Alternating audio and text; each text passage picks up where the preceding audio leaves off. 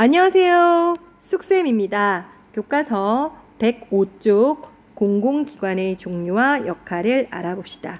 네, 이번 시간에 선생님과 공공기관의 종류 그리고 역할에 대해서 알아보도록 하겠습니다.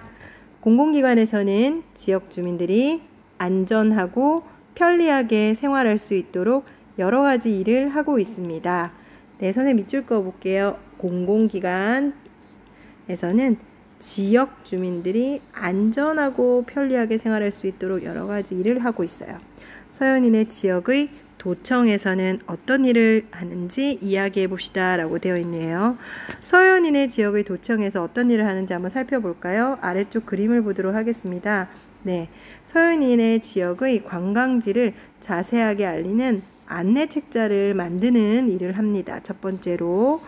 두 번째로 아름답고 깨끗한 환경을 만들려고 노력하는데요. 옆에 보니까 네, 담에다가 이렇게 예쁜 그림을 그리고 있네요.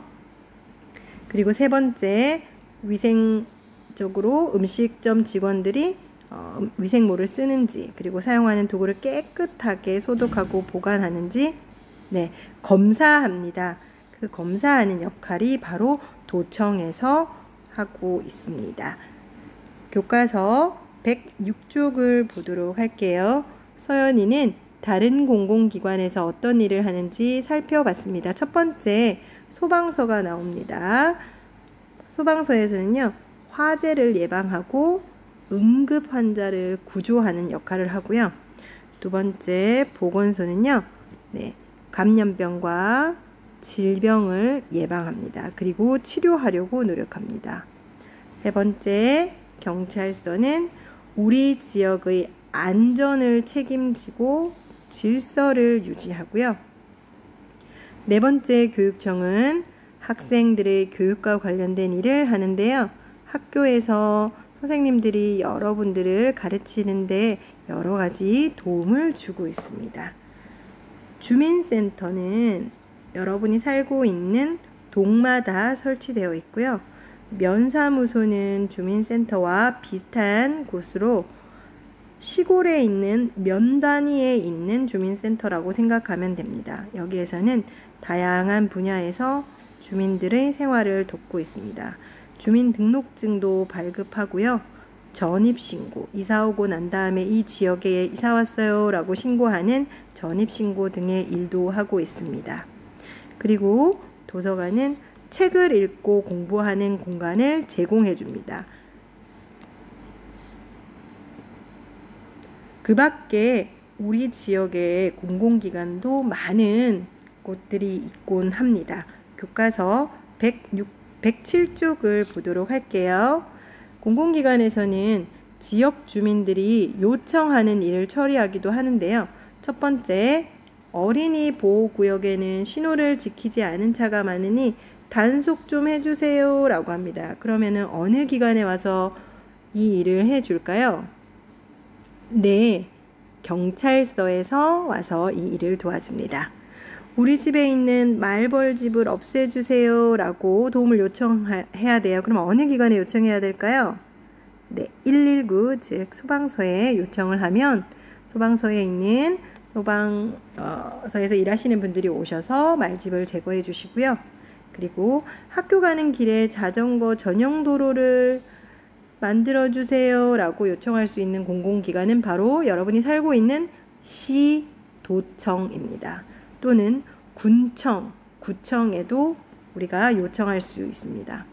억울한 일을 당했으니 해결해 주세요 라고 요청할 수 있는 공공기관은 바로 법원입니다.